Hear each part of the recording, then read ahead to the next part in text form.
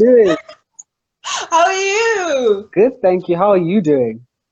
I'm good. I'm good. I'm glad to be here. It's so good to see you. I haven't seen you in the longest time. I know it's been months. It's been months. I can't believe literally it's been lockdown long. That's Yeah, the new measurement of how long people have yeah, seen each other. It's been lockdown long. Yeah. been I locked haven't seen down. lockdown. Yeah. But otherwise, how's things? Otherwise, it's good. It's been good though. Yeah, I think a lot of ups and downs, and a lot of stress, and a lot of I think soul searching. Oh, Honestly, I think I think it's the best way to deal with stress. Like actually, yeah. that's a fact. Oh man. Oh, well, thank you so much for joining me tonight. I'm so excited. Thanks for having me. It's really amazing to be here for real. Awesome stuff. So do you mind getting started? Should we get started? Yes, please, let's do the thing. Who's the star has arrived. I don't know who you are, but thanks.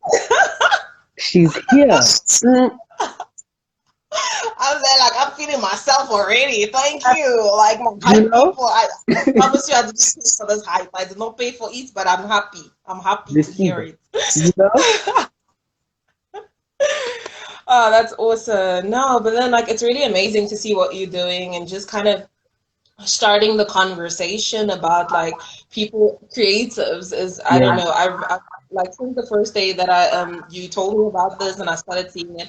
I've been really happy to have this conversation with other people as well, and I know the biggest one that hit me was the fact that you gave me about Spotify and Apple Music. I literally immediately went and downloaded Apple yeah, Music and signed on, and I was like, yeah, this is not the new platform that I support my people yeah, on, stuff like that. So it's really good to have this conversation because a lot of people don't realize what's happening to artists, what's happening in the creative field. And some people kind of have an idea, but they don't know how to help. They yeah. don't know the details. I feel like the details really kind of makes the creation, at the end of the day. Fact. So I'm really happy that you started this, and yeah, and you've been such a delight to work with. I'm not gonna lie. I mean, Tasman Day and Zipphora and a couple of other people, and I'm there yo, I'm. It's been such a treat to see you guys just do everything beyond all the odds and Yeah, just keep pushing through. And that's the gift of being a creative, but also being black. that part. For real, it's like do it or die. It's Yes, like there's no in between. It's it's either we gotta do it.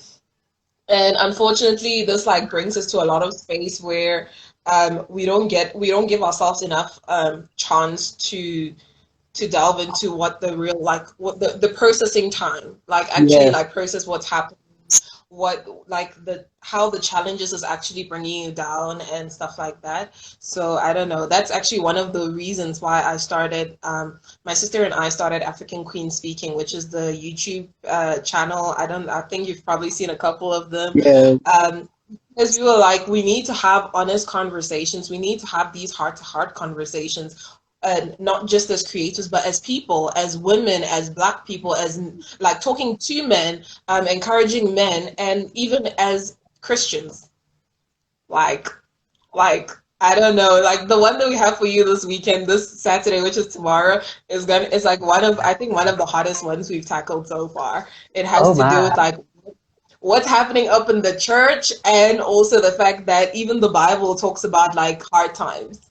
The Bible yeah, talks about hard times. We don't really realize it, and we don't take note of it. We only take the good stuff from the Bible, the nice, soothing things, but then feel nice, yeah, yes. the Bible talks about depression. The Bible talks about anxiety. The Bible talks about, literally women being treated somehow. It's there. It's right there from the beginning. God talks about loneliness, inferiority complex. The Bible talks about it, So it's one of the stuff that we tackling tomorrow. Yeah, So yeah, y'all gotta watch out for it. we'll definitely be out looking out for it. Yeah. All right. So for the people that don't know you, why don't you just quickly introduce yourself?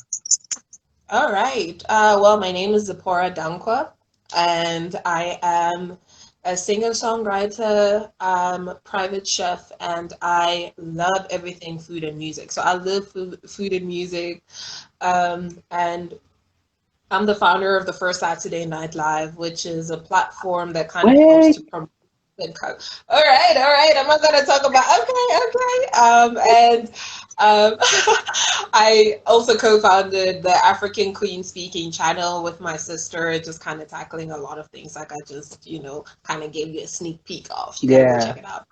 Oh yeah. Fact. Okay. Well, Yeah. it's nice to meet you, Zipporah. Thank you. Thank you. Okay.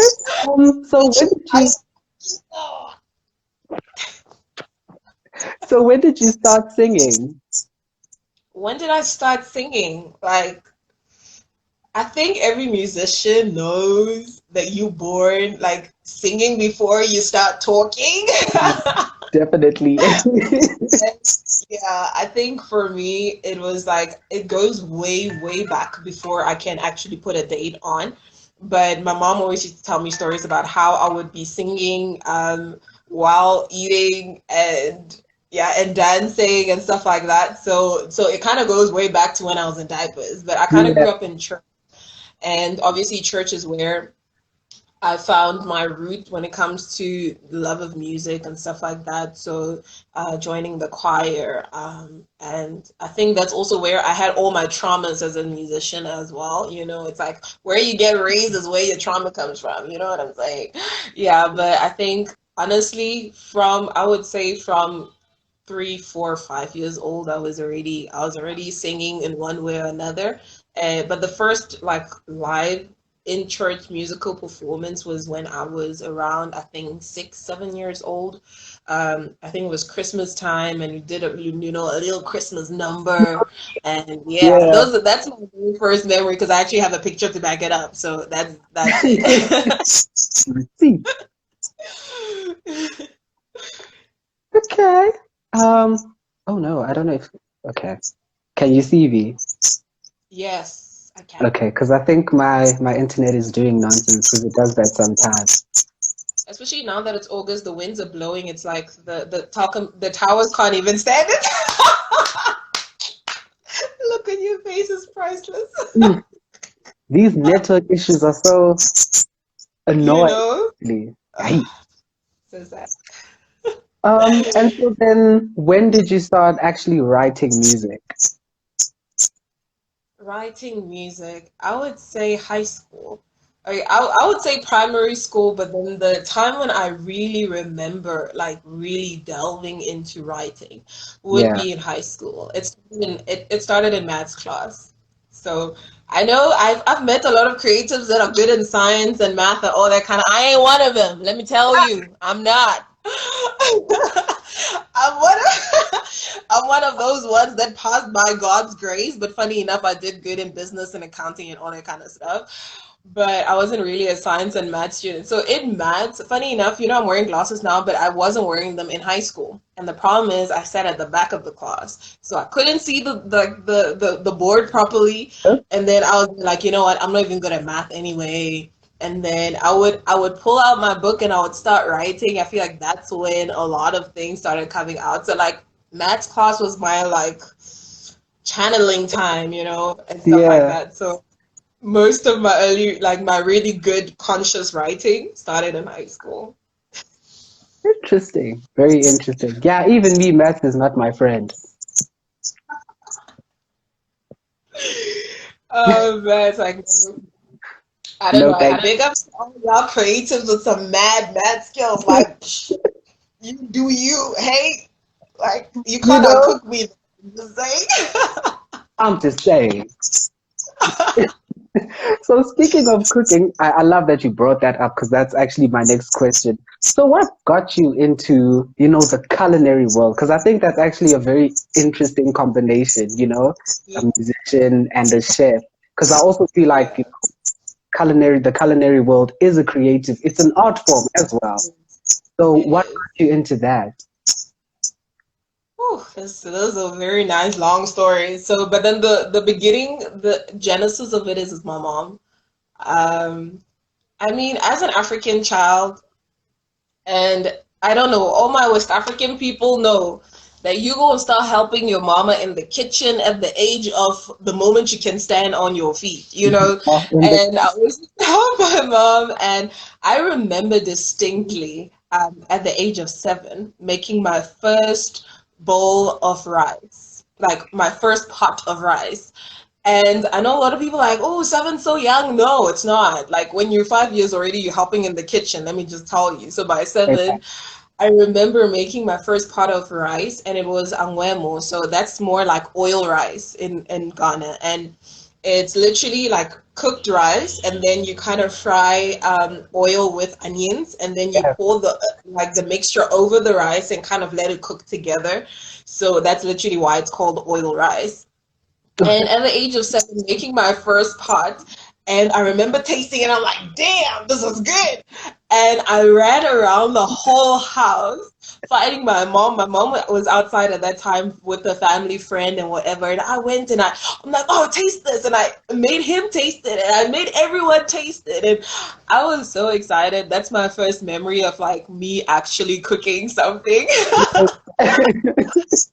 And from then, even today, I mean, like this week, I made some jollof rice that was like off the chain. You'll probably see a recipe in my post sometime this Yeah. weekend.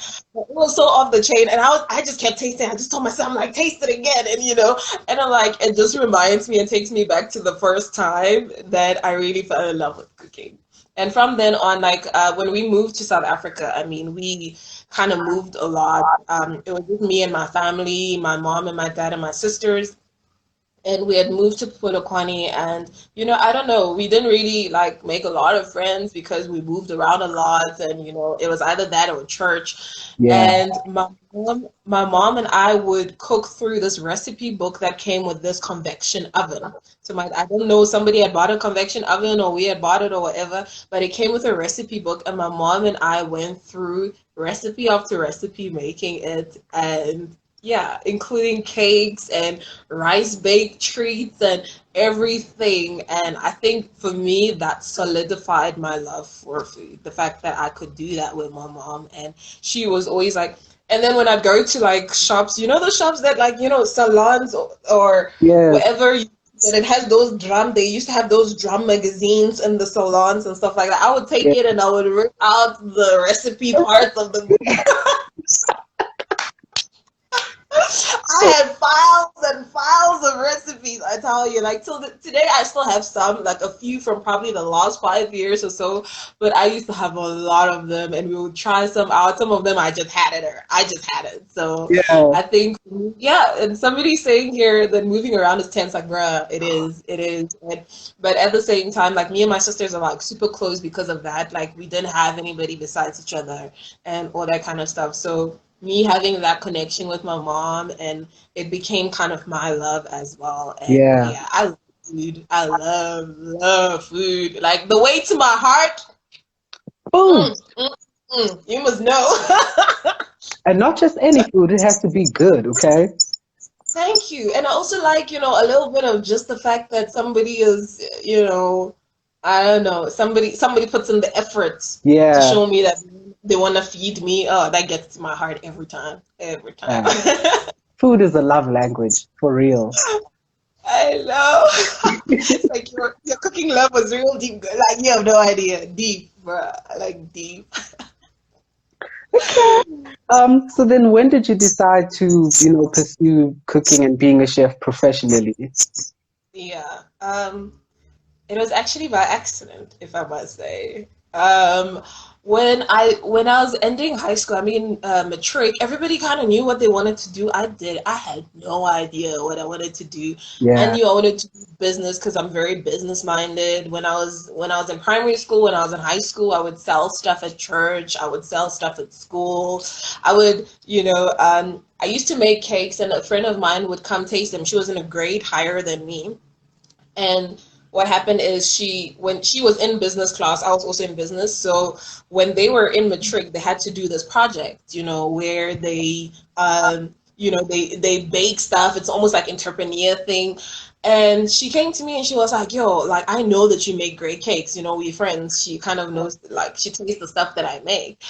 And she was like, can you bake us a cake so that we can sell it on this day and whatever? I'm like, yeah, sure. I made custard cake, I made chocolate cake, I made carrot cakes, I made red velvet cake, and they sold it. It was such a huge success that it actually became like every Friday they made it like a business day and whatever, and people wanted the cakes and I would make it and take it to school and stuff. So fast forward 2 years after high school, I was working as an administrative secretary and whatever, and I'd moved to Pretoria, and then I moved back to Polokwane, and they were like, "Yo, you back?" And we kind of reconnected again, and then they were like, "Yo, do you still you remember the things, the food you used to make back in high school and stuff?" And these are friends who were, some of them were in hostel, so when I would bring food, make food, and bring it, they'll be like, "Hey, don't you want to trade?" And I'm there like, "Yeah, sure."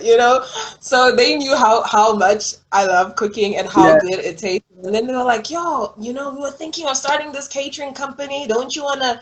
I was like, "Yeah, sure. I don't have anything else doing."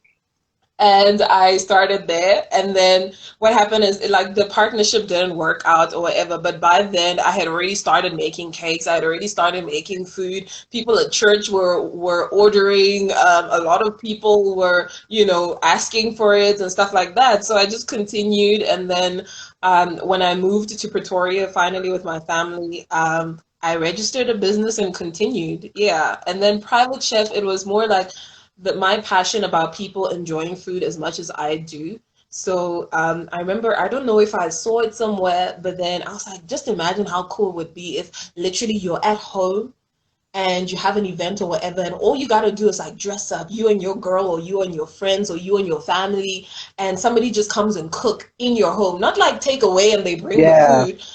They cook it in your home. The smell is there in the atmosphere in your room, and then they serve you. You see that they serve you. They have some entertainment going on there. If it's like a girls' night, we organize like a massage thing for you guys while you chill and eat and whatever. And afterwards, they clean up and they go, and it was like they were never there, but you have the whole Yes. experience there, and that's where it came from. And yeah, so my first clients were like, "Yeah, we'll test it out," and they paid me for it, and I'm like, "Damn, I can do this." And then I started like creating menus and kind of giving stuff that they can choose off of. And then most of the time I also love it when a person's like, "Oh, I want to experience another culture," like, especially I'm so passionate about Africa and African food and music. And Yes. I think like some of the themes I've created on First Saturday Night Live is like, I love it when, like, we as South Africans kind of get into each other's spaces, and there is no better way for us to be connected than in music and food. Like, that's like the That be is all a of fact. connections. Come on, That is you a know? fact. That is a fact. So for me, I love that, and I always love to encourage like some of my clients, like, "Hey, do you want to try like an African theme or whatever?" And then some of those I actually threw them myself, where I would throw an what do you call it? I'd throw a party at home, and I would invite friends, and I'd take pictures of it, and I would make like a 3-course meal with an African theme kind of thing. I made tilapia and grilled it. Like, tilapia is like like all over Africa, you're gonna find tilapia. And Yeah. then kind of giving it my own twist, the African Ghanaian twist, and all that kind of stuff, and putting that together. So for me, that's kind of where my chef journey just really like got serious. Yeah. Okay. And so how did you find yourself at Cowfish in Randstad? Cowfish. I was actually working in the one in Pretoria. So what? Uh, yo, I always feel like my stories are always so interconnected because God is the puppet master. Like, he's the master. You He's the know? master planner. But I was working somewhere else, and then a friend of mine, actually, my housemate at that point, sent me, like, sent me a, what you call it, like a advertisement, not really, like a notification. Somebody was Yeah. looking for somebody to like kind of fill in for them for a weekend, for a day actually. And she was like, "Oh, but it's to be a hostess or whatever at this other restaurant." And I'm there like, and she knows how passionate about, I think everybody who's met me knows how passionate I am about food and the food Yeah. industry. No, man, don't you want to? I mean, it's just one Saturday, and I kind of had my own hours at where I was working. So I'm like, yeah, man, I can do that. So I went, I spoke to the manager that was there that time. She needed to go to something and she wanted somebody to fill in for her that day. I went there, and then I don't know, from there they were like, yo, don't you want to kind of come through every weekend? I'm like, yeah, of course. And then from there, a manager position opened, and I was filling in temporarily for a while. And then they were opening a branch in Joburg, and they were like, please, because you are. And I was, yeah. So that's kind of how the journey went, and I came to Joburg. And funny enough, at that time when the whole Joburg thing came up, I had already felt in my spirit that I'm leaving Pretoria soon, and Yeah. I'm gonna I didn't know where I was going at that time. At that time, it was I felt I was looking towards like Cape Town or Joburg, like, but there was that feeling of change, and I love how God does that, where He kind of prepares you most of the time, like. There's that like thing in your heart that makes you restless, like, nah, this is not it. This is like not the end, and that's exactly what happened. Yeah. Hmm. That's that's a very interesting story. I love this. I'm loving this whole entire conversation because just the passion with which you're speaking, man. I'm like, I feel this. Oh, You know what I'm saying? somebody's calling me a storyteller. Like, thank you. Yeah. No, you are telling us a story. It's the Africanness in me, hey? You know? Um, and I must say, actually, like when I first met you, like you were so welcoming, and you were like, you can sit here. If you want to order anything, just let me know. Like I think not only are you a very like talented chef, but I think also your heart and your gentleness as a person also makes you like very approachable as well. Oh, Jason, you are stealing my heart. Gotta give some, man. Yeah, real, real things. And it's really amazing. The thing is, if you put out what you want to get back, and I know there are literally times where I've had to tell artists that like, yo, look, please don't disrespect me because I've been showing you respect. Yeah, And when it happens, I'm like, you know what, I don't want to work with you because I don't want somebody who can't respect me, and stuff like that. And I think at the end of the day, who we are and the value that we carry show in everything that we do, and that's something I honestly believe, and that's why I give my 100 every time I do something, yes, because I'm there like I want to receive 100 back, and the Bible says do unto others, so I always give my yeah, 100 because I'm like, I don't think it's programmed in me to do anything less, to be honest. yeah. To be honest, actually. To be honest. I can't handle anything less than perfect. No, no, no. God in me, it's the God in me. Woo! Yeah, it's the Um, God in me. you know? Okay. So now let's talk about First Saturdays. What is First Saturday? Ooh, so First Saturday Night Live is literally a coming together of musical talent and beauty on a Saturday night, Yeah. and I really love the whole first Saturday concept because I feel like, the first week and the last week of the month, every month is kind of high stress. It's stress at work, it's stress of family, stress of how like money is just going that fast. You know what I mean? Yeah. And it's a time for people to kind of like need to kind of relax and detox and connect with themselves and with friends and family and people who also love what they love, which is food and music. So for me, it was like that is the best time. And I mean, especially in the in the food industry, weekends are also like, a high volume Yeah. time. But then I also thought like that is the best time for people to come together and appreciate music together. Yeah. So that was one of the reasons. Yeah. Hmm. That's dope. And yeah, I remember my first time performing. I had to Yeah. leave immediately after I was done because I had to Yes. return to school.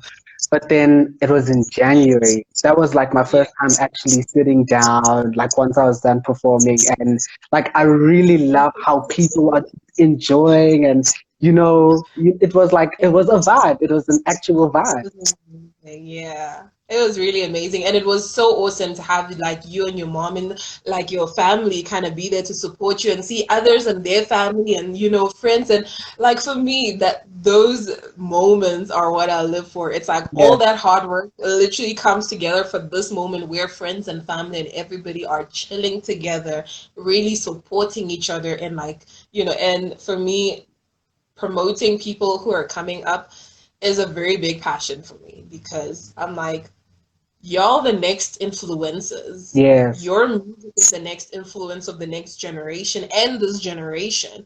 And if we do not support you, if we do not, as the village, help you out, then we doing a great injustice. We're not doing the right thing because at the end of the day, when you up there, I want to know that my one click, my one like, my one share, my one like CD that I bought contributed to you being up there in one way or another. Now that's like that's my heart cry for real. So that's why I really love it, and we're able to get everybody to go, hey, yo, you haven't heard of this person, but like follow them, listen to them, Yes. download what they're up about, and it was really amazing because a lot of people kept coming to me like, oh, do you guys have like a mailing list or whatever? Can you put my email? Can you put my number? Can you put whatever? And then when I get those, I can easily go, yeah, well, this is the person's like Yeah. handle, follow them, this is their, follow them, they're doing this, do it, and stuff like that. And that is us as a community raising the next peoples.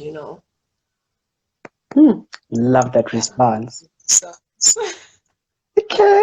So for those who aren't familiar with African Queen speaking, so just like I know you gave us a nice introduction to it, but why don't you just tell us a little bit what actually started that? Because like when I saw the first like post, I'm like, hmm, this is dope. Because you yeah. don't see a lot of that kind of content being, put out there. So what Yeah. inspired that? And it's so funny that you say that because literally I've had messages from people in Paris, people in Sweden, people who live in America who literally told me exactly the same thing. Like in our Instagram, in our comments, people are like, yo, it's so funny, but I've never heard content like this. Like, we don't see content like this here on YouTube. And that is one of the reasons why we started talking about it. But then, firstly, like I said, everything in my life just like happens for a reason. What happened was, and I'm sure you've seen one of those links, which is Rehoboth Radio, is an online talk show, Yes. and it's amazing, amazing platform. So my dad used to host on their Saturday night like time slot, and because he's in Ghana and the time difference, and a lot of times he doesn't have time for it anymore, Yeah. his friend who owns the radio station was like, "Hey, yo, you girls are amazing. Would you like the slot?" Like, and then I was like, "Okay, I know it's like a Christian like radio station, but like, is there a restriction on what we can talk about?" And then she was like, "No, as long as it glorifies Jesus." I'm like, "Yeah, everything glorify the Lord."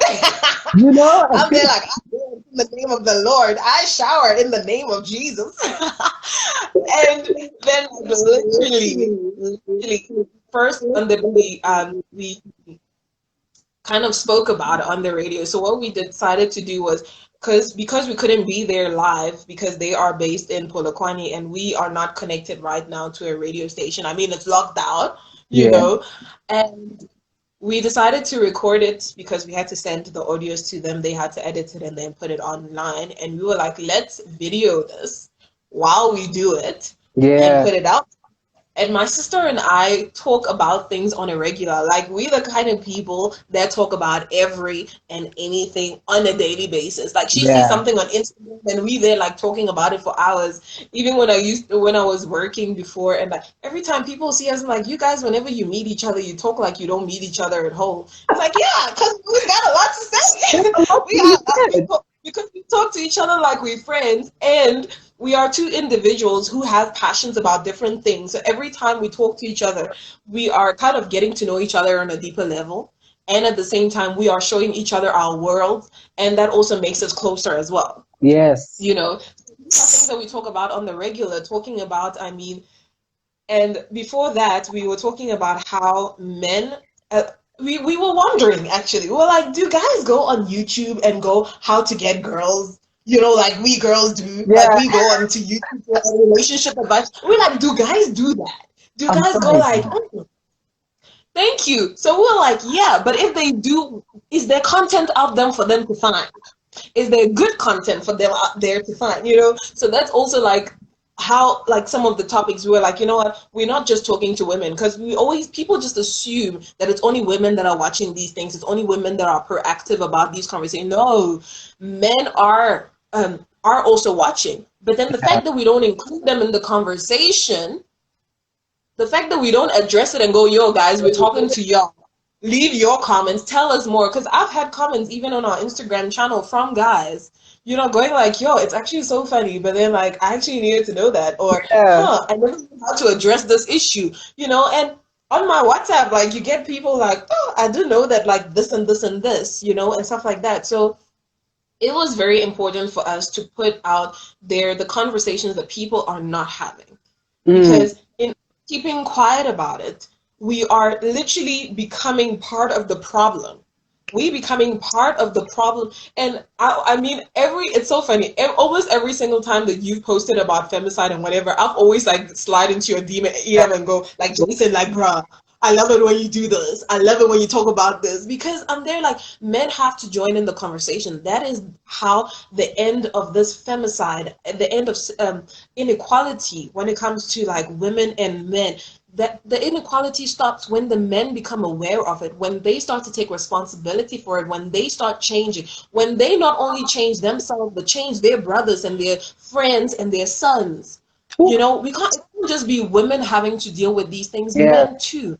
We started having that conversation with men and going like, men, this is what we're telling you, this is what we're trying to tell you, this is how we feel, and these are the things that we've experienced with you, and this is what we hope to call out of you, you know. And I know it's so funny, like a lot of people commented about like the conversation we had, like, dear boys, talking about how men and boy is a different thing. You Yes. can be the same age and one of y'all is a man and the other is a boy. You know what I'm talking about? So it was like very important for us to like tell guys, like, when we see you do this mess, trust me, it makes you less of a man in our eyes and in the eyes of the world, because it shows that you ain't got nothing to stand on. You know, but then like what we want to see is chivalry, because I know what I was like, chivalry brings me to my knees, like. And Mhm. when I'm not talking about a guy being chivalrous towards me, but I'm talking about a guy, like, I literally see a guy open the door, he sees that a lady's coming or somebody's holding stuff, and steps back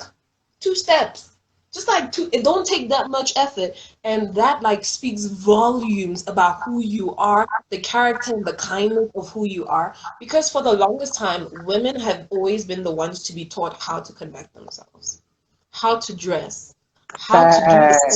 things, stop you from being molested or stop you from being harassed in one way or another, or so that your husband will love you or your boyfriend love you.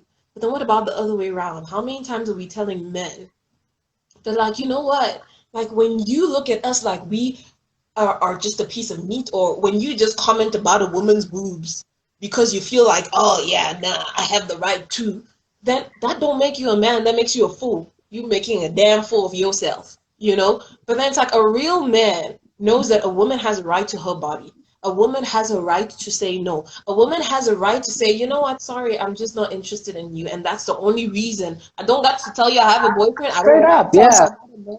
I just got to tell you, oh, I'm sorry, I'm just not interested. I don't see you that way. And And that's you how it respect is. Yeah. and treat that woman with respect still.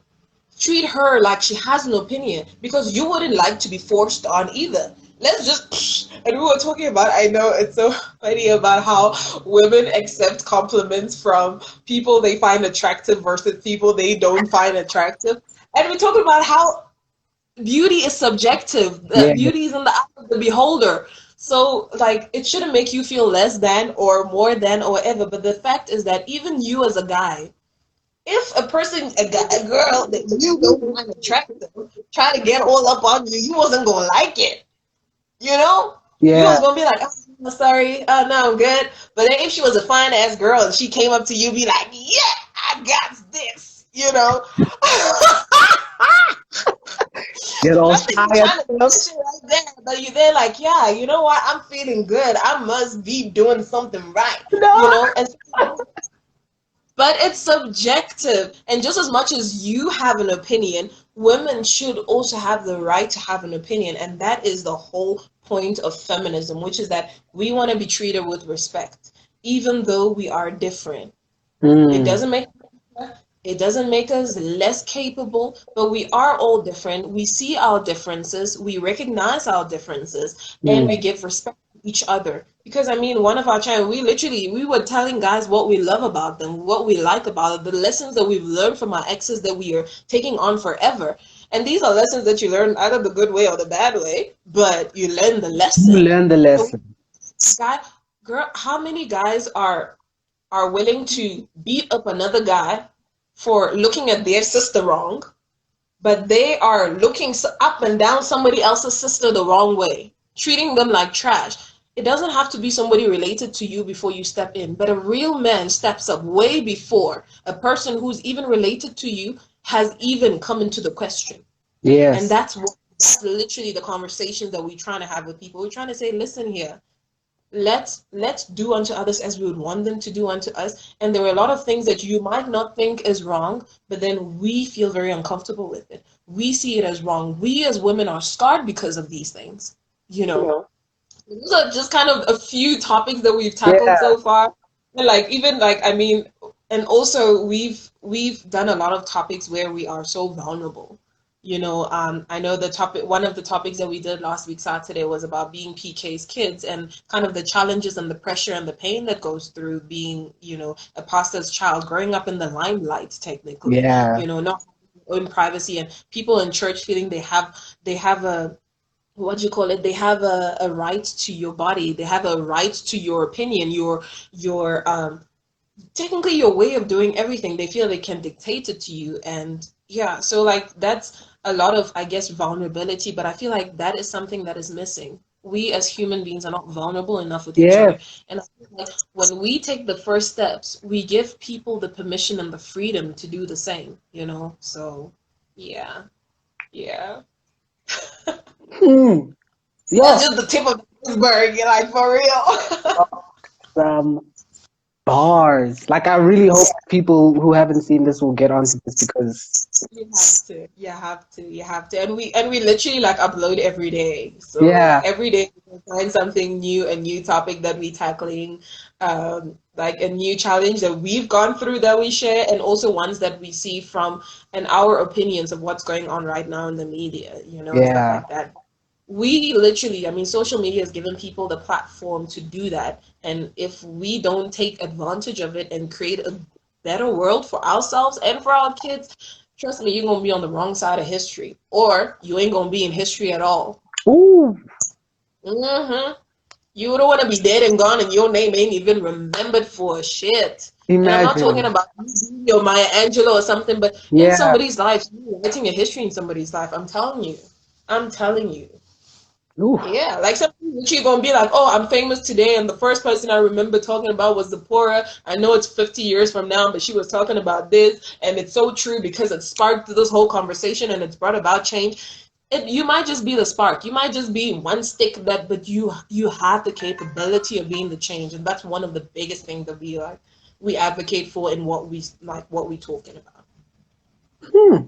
That's some awesome stuff. Thank you for being so like open with your responses. I think also the one thing that I've really loved about, these live chat sessions is how people are just able to be open and be honest. And I think that also, like you said, it starts the conversation.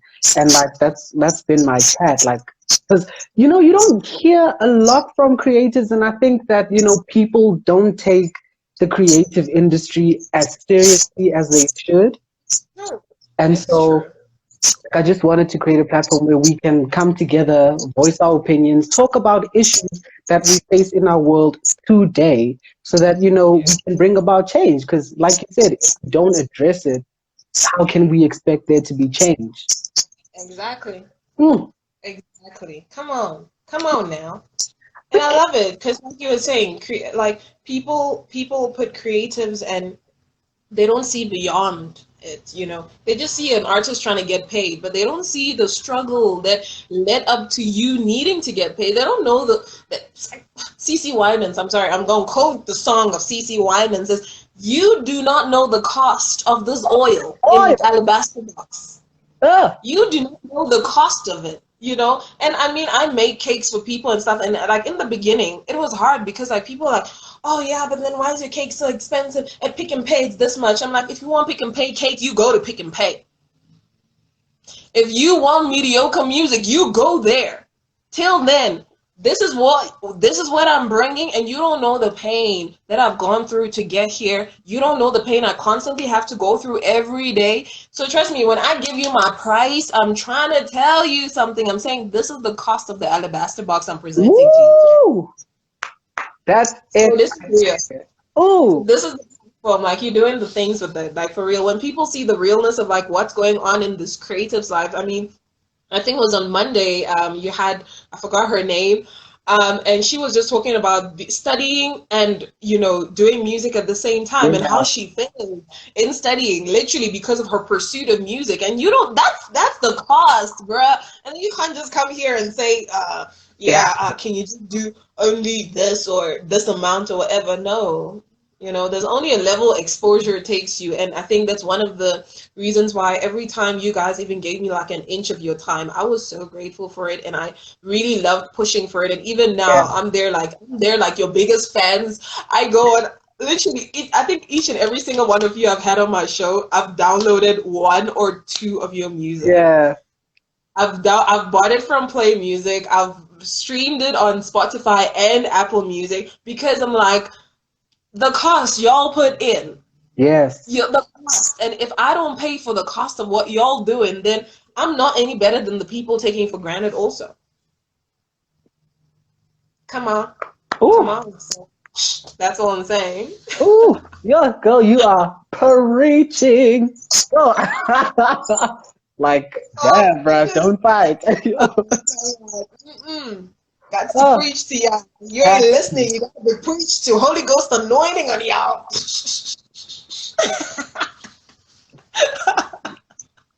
Wipe that. Oh, come on. Hey, I've reached the end of my questions, but I saw that there are some questions. So I'm I'm just so gonna happy. I'm so excited to get to it. grab this and hey, but yo, now you are dropping facts for real. Man, nah, but it's the truth. And like we don't take it serious, but we got to. We Have got to. to. Okay. Okay, so I think earlier I saw, I don't know, this is my heist. I have no, like, I wish I knew your name, dude. Like hyping me up. I'm loving it. I'm loving it. Ooh, clearly she's a writer. Thank you. Thank you. And yeah, Hmm. hold on. Okay, I saw. Oh God, I keep. I think there was a question about the challenges in the culinary world. I saw that question. And bruh, that's a very good question. That is a very, very good question. So do you have any stories about the hard times in the culinary arts, and how has it made you stronger for it? Like, you don't understand, God is still strengthening me. Eh? Yeah. The song is still coming.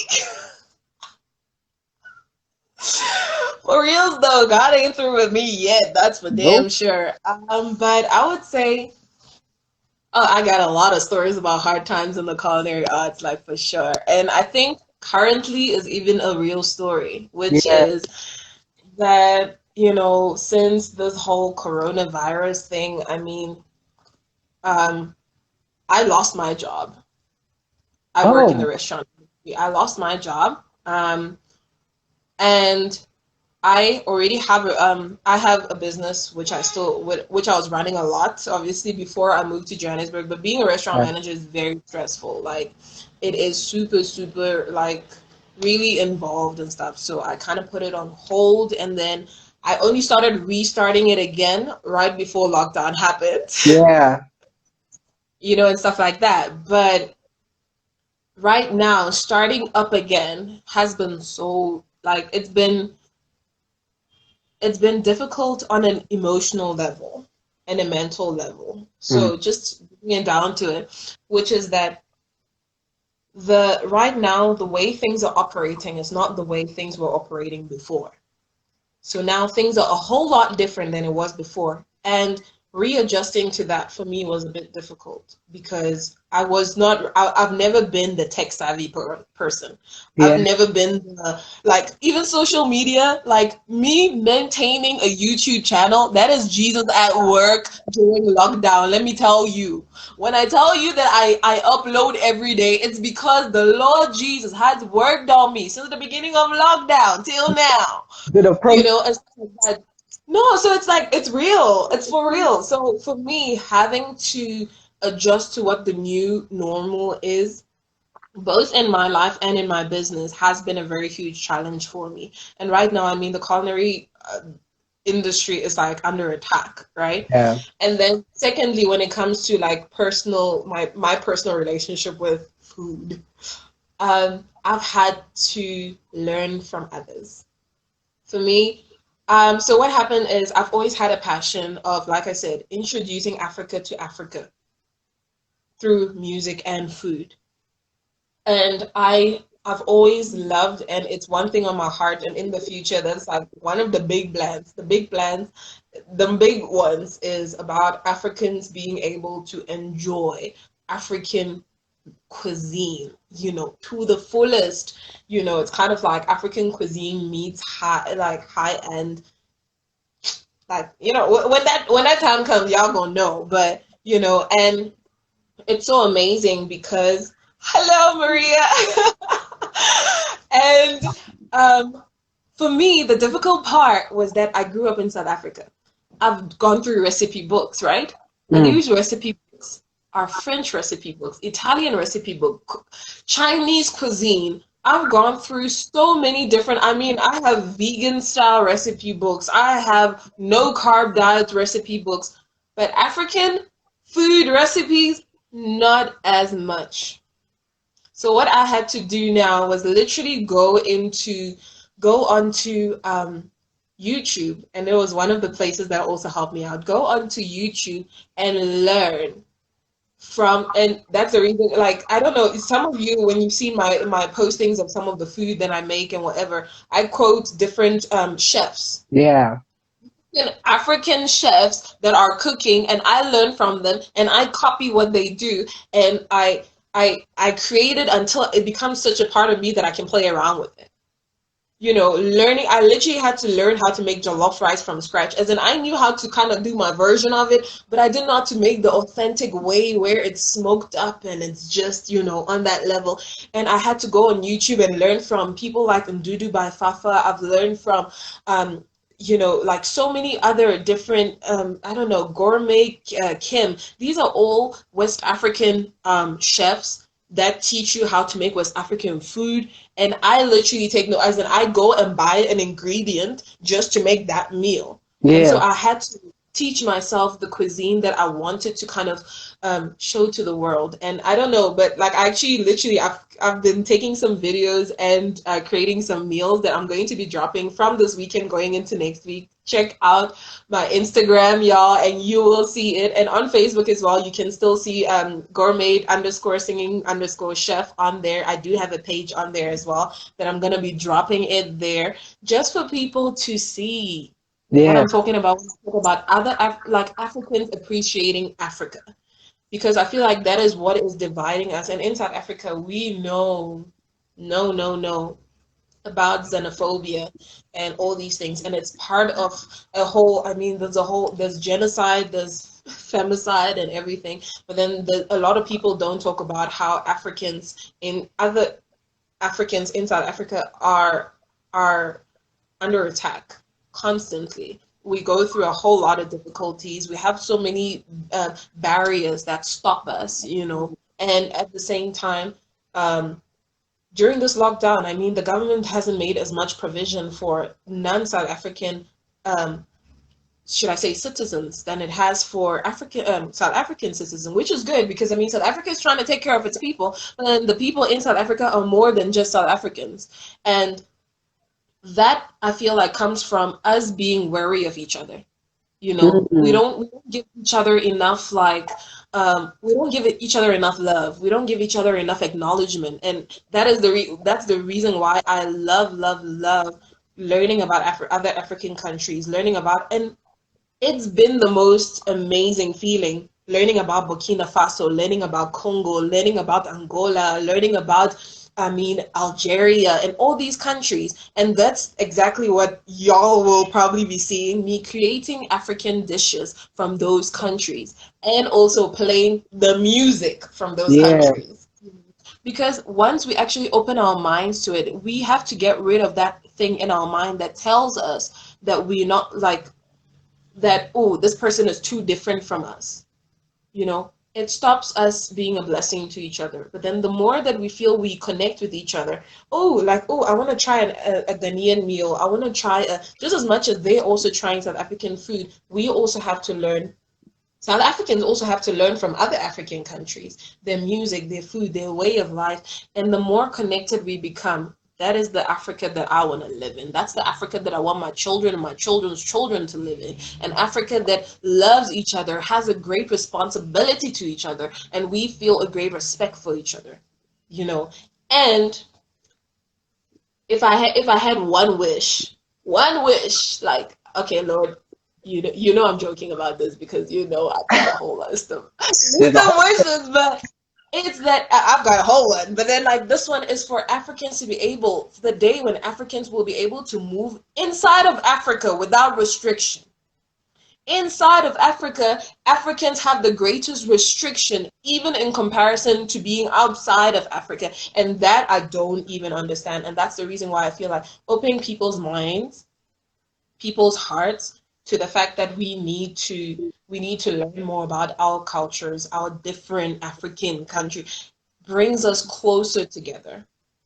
And you know, and trust me, and for me, that's a culinary hard challenge that I take on, which yeah. is to educate people about African food, to create, I mean, a world, an Africa where you can find more African inspired recipe books than you would find American inspired recipe books or French inspired recipe books. That's the world I want to live in and cook in, and that is what some of the things that I strive for, you know. And it is like, how is it that Africa? Come on now, talk about Africa Wakanda.